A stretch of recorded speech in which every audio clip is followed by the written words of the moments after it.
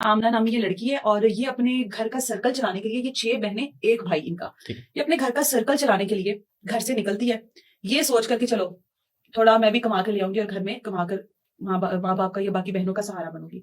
सिमें बेचती है, door to door जाकर सिम सेल करती है और वहां पर एक आदमी इसको मिलता है जो कि इसको शफकत के साथ कहता है कि बेटा ये काम से अच्छा है कि मेरा एक दोस्त है उसके पास जाकर तुम ये सिम वाला काम छोड़ो, उसके ऑफिस में जाकर तुम नौकरी कर लो।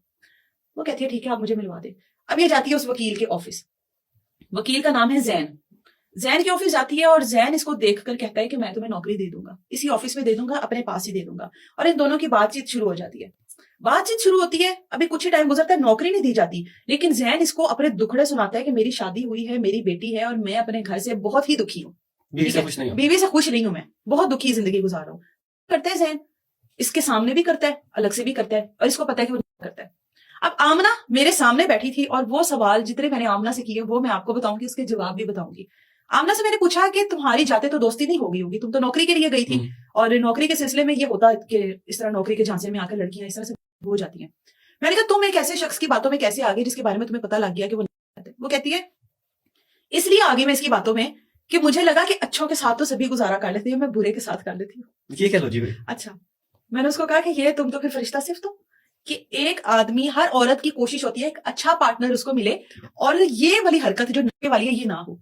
तो तुमने अपनी जिंदगी में ये क्या सोचा कि मैं एक गलत आदमी को सही रास्ते पे लाऊंगी, जो है ही गलत उसको तुम, उसकी मां नहीं उसको सही रास्ते पे ला सकी, तुम कैसे ले आओगी? उसने कहा बस मैं उसकी बातों में आ गई, उसकी बातों में आ गई। मैंने कहा अच्छा फिर क्या हुआ? कहती फिर उसने मेरे साथ दोस्ती की, मोहब्बत के दावे किए और वो मेरे साथ मियाँ बीवी की तरह हम दोनों रहने लग गए बगैर निकाह के। मैंने कहा निकाह क्यों नहीं किया? कहती मैं उसको बहुत कहती थी निकाह करो निकाह करो, लेकिन वो आता ही नहीं था। वो कहता था कि अभी हमें सेटल होना है, अभी हमें पैसा कमाना है, अभी तो सारों को मैनेज करना है, सबको बताना है। अब ये अपने घर उसको लेकर जाती है।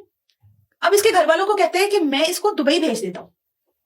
ठीक है, वो जो नौकरी थी ना वो दुबई की थी जिसका झांसा इसको दिया गया, दुबई भेज देता, वहां पर रहाइश भी मिलेगी, आप लोगों के दिन भी बदल जाएंगे। भाई गैरतमंद था, माँ समझ। मैंने आमना से सवाल किया तुम्हें नहीं पता दुबई क्या करना था तुमने जाकर? ना तो तुम पढ़ी लिखी हो, ना तुम्हारे पास कोई डिग्री है, तुमने दुबई जाकर क्या करना था?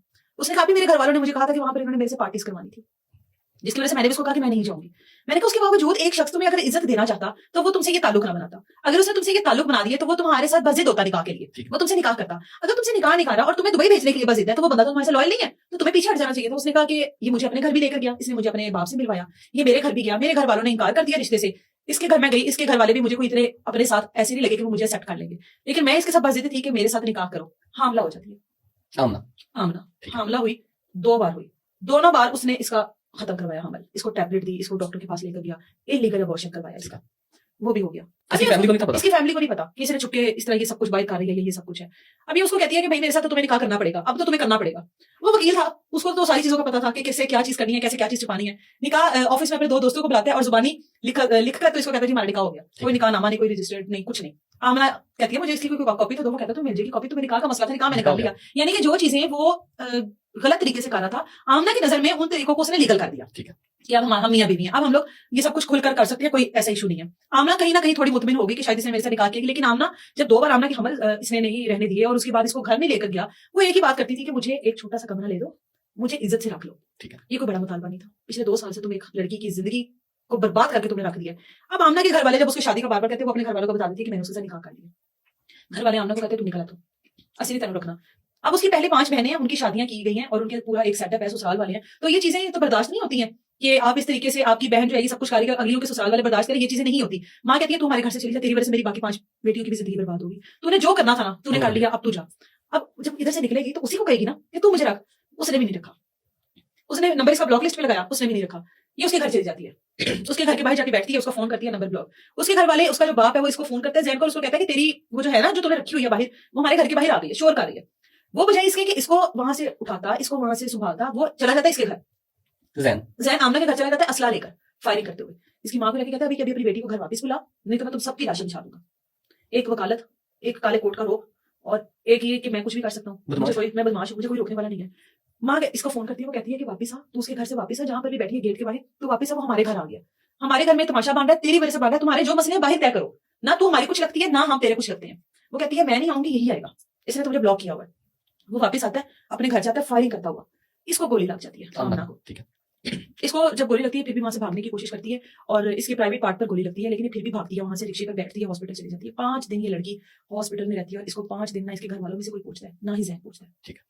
اگر آپ کسی کو پسند کرتے ہو، کوئی بھی ایسا آپ کا باہر رشتہ، آپ کسی کے ساتھ جڑ جاتے ہو کسی رشتے میں، سب سے پہلے اپنی ماں کے ساتھ اس کو ڈسکس ضرور کرو۔ ماؤں کو اپنی بیٹیوں کو اتنا اعتماد میں ضرور رکھنا چاہیے کہ بیٹیاں کمفرٹیبل ہو کر ایک کمفرٹ زون میں اپنی ماں سے ہر بات کر سکیں کہ امی فلانا ہے میری اس سے بات ہو رہی ہے، آپ اسے مل کر دیکھ لیں۔ اگر آپ واقعی شادی کے لیے انٹرسٹڈ ہو، کوئی اگر آپ کو نمبروں کا جھانسا دے رہا ہے، آپ نے دیکھا اسکول یونیورسٹیز میں جو ہمارے میل سر ہیں وہ جھانسا دیتے ہیں کہ میں تمہیں اچھے نمبر دوں گا، تو میرے ساتھ اس طرح کا کوئی تعلق بنا لو، تو یہ ایک کلچر بن چکا ہے اور ہم اس چیز کو بار بار دکھا رہے ہیں۔ تو خدا رہا آپ لوگ اپنی عزتوں کے ساتھ نہ کھیلیں، اپنے گھر والوں کو اعتماد میں لیں، اور یہ محبت وغیرہ کچھ نہیں ہوتی۔ جس نے آپ کو محبت کا کہنا ہے نا، تو اس نے آپ کو تعلقات کا جھانسا نہیں دینا، اس نے آپ کو نکاح کا دینا، نکاح کرنا تو شادی اس نے آپ کو کہنا ہے کہ میرے ساتھ نکاح کرو، تو وہ آپ کو یہ نہیں کہے گا کہ میں نے تم سے نکاح کرنا ہے، میں تم سے محبت کرتا ہوں تو آج فلانی جگہ پہ میرے ساتھ چل کر بیٹھتے ہیں۔ یہ وہ آپ کو ڈائریکٹ یہ کہے گا کہ بیبی مجھے میرے اپنے گھر والوں سے ملوا، اور میرے گھر والوں کو تیرے گھر والے آ کر ملے اور ہم لوگ شادی کرتے ہیں۔ وہ کبھی نہیں کہے گا کہ ہم فلانی ڈیٹ پر چلیں اور ہم فلانی ڈیٹ پر چلیں۔ تو لڑکیوں کو یہ سمجھنا ہوگا، اب وہ وقت نہیں ہے، وہ جہالت والا وقت گزر گیا کہ بھائی میں تو باتوں میں آ گئی نا، لڑکی اتنی معصوم ہے۔ تو ایسا نہیں ہوتا، ایک مرد آپ کو ہر طرح کا کوئی نہ کوئی جھانسا دے سکتا ہے، آپ کی زندگی کو سپوائل کر سکتا ہے، اس سے آپ نے خود بچنا ہے۔ آپ لوگوں کا سب سے بڑا جو لوئل رشتہ ہے وہ آپ کے گھر والے ہیں، آپ کے ماں باپ ہیں۔ منی ہنی مون آپ کہہ لیں، یہ منانے کے لیے چلے جاتے تھے اسی کے پیسوں سے، آمنہ کے پیسوں سے۔ اس کو نوکری کا کہا ہوا، اس کے پاس نوکری کے لیے گئے اور اسی کے پیسوں سے یہ اس طرح سے ٹور بھی کر کے آتے تھے دونوں، اور وہاں پہ جا کر یہ اسٹے کرتے تھے، 2 ہفتے وہاں پہ رہتے تھے، اور آمنہ کی ہی ہر سیلری پر یہ سب کچھ ہوتا تھا۔ وہ 4 دن شاید آمنہ اچھی گزارتی تھی جب اس کو پیسے دیتی تھی۔ میں نے کہا کہ یہ اتنا پیسے والا تھا، یہ وکیل تھا، یہ سب کچھ کر رہا تھا، تو تم کیوں پیسے دیتی تھی؟ یہ تمہیں خرچہ کیوں نہیں دیتا؟ تو کہتی آپ مجھے نہیں پتا، میرے پیسوں سے مری جاتا تھا، مجھے لے کر جاتا تھا ساتھ، میرے پیسوں سے جاتا تھا۔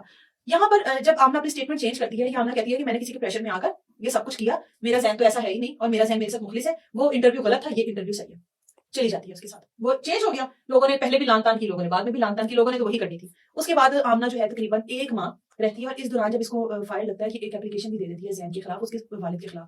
اب یہ لوگ کہتے ہیں کہ تو اپلیکیشن واپس کر، اس لیے ظاہر ہے اس کا لائسنس بھی کینسل ہو سکتا تھا۔ کیس جس طرح کا تھا، 2 سال ہی ایک خاتون کے ساتھ اس طریقے سے رہتا رہا، کہتا کیس واپس کر۔ سسر بلاتے ہیں اپنے آفس میں، کہتا ہاں بھائی اتنا رہنا ہے کہ چلنا ہے، کیس کو چلانا ہے کہ گھر بسانا ہے؟ اس نے کہا کہ میں نے تو اس کے ساتھ رہنا ہے، میں نے تو گھر والے جو آمنہ کی ہیں وہ آنکھ کر چکے ہیں اس کو، انہوں نے اخبار میں دے دیا کہ ہماری طرف سے یہ مر چکی ہے، ہم نے اس کو آنکھ کر دیا۔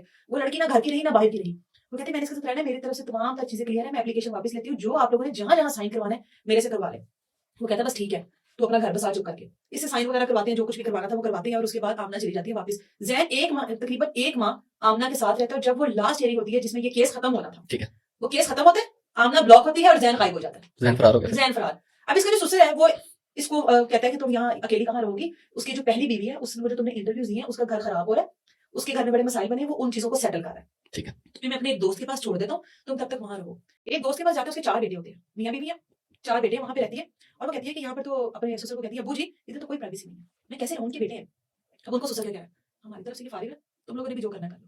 سسر کہہ رہا ہے بہو کے بارے میں، چاہے ٹھیک ہے نہیں، آپ کے بیٹے نے چاہے فرضی کچھ بھی کیا، چاہے ڈرامہ کیا، آپ کے بیٹے نے 2 سال رکھا نا، آپ کے بیٹے سے تعلقات میں تھا نا، آپ کسی کی بھی بیٹی کو اس طریقے سے کہہ رہے ہو۔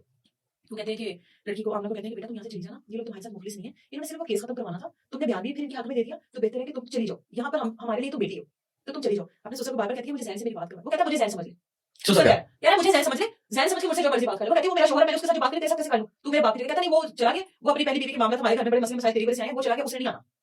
یہ لڑکی سمجھ جاتی ہے۔ اب یہ لڑکی اپنی ایک دوست ہے اس کے پاس رہ رہی ہے، اور اس کے جو بھی میڈیکلی اس کے ساتھ ایشوز ہوئے وہ بہت سویئر ہوئے، جو اس کو فائر لگا وہ بہت سویئر اس کو لگا، اور یقین کرو کہ وہ لڑکی میرے پاس تقریباً 1.5 سے 2 گھنٹے رہی ہے، اور وہ لڑکی 1 سیکنڈ کے لیے بھی چپ نہیں ہوئی، روئی ہے وہ، اس کو میں نے 1 لمحے کے لیے بھی خاموش نہیں دیکھا، اس کی آنکھوں سے آنسو مسلسل جاری تھے۔ اور تکلیف اس بات کی ہے کہ بار بار ان چیزوں کو سامنے لاتے ہیں کہ نوکری کا جھانسا، اچھے نمبروں کا جھانسا، شادی کا جھانسا، محبت کا جھانسا دے کر لڑکی کو ٹریپ کی جاتی ہے۔ لڑکیاں سنتی ہیں کہ ٹریپ ہو رہی ہیں، اس کے باوجود بھی ہو جاتی ہیں، اس کے باوجود بھی وہ ویڈیوز بھی بن جاتی ہیں، تصویریں بھی آ جاتی ہیں، تعلقات بھی بنا لیتی ہے، شادیاں بھی نہیں ہوتی، پھر بھی سب کچھ ہوتا ہے۔ اب آمنہ دوبارہ اس کے خلاف بیان دے رہی ہے، ریکارڈ میں نے بھی کیا، جو کچھ بھی ہوا وہ سب کچھ کیا، لیکن اب کیا فائدہ، ایک بار بیان دیا، آپ کے حق میں چیزیں ہوئی، دوسری بار آپ نے بیان چینج کر لیا کہ میں نے پریشر میں کیا، اب تیسری بار آپ دوبارہ، تو یہ مذاق بن گیا نا۔ پھر وہ جو قانون کے رکھوالے ہیں وہ بھی کہیں گے کہ جی یہ تو مذاق اس نے قانون کا بنا دیا نا۔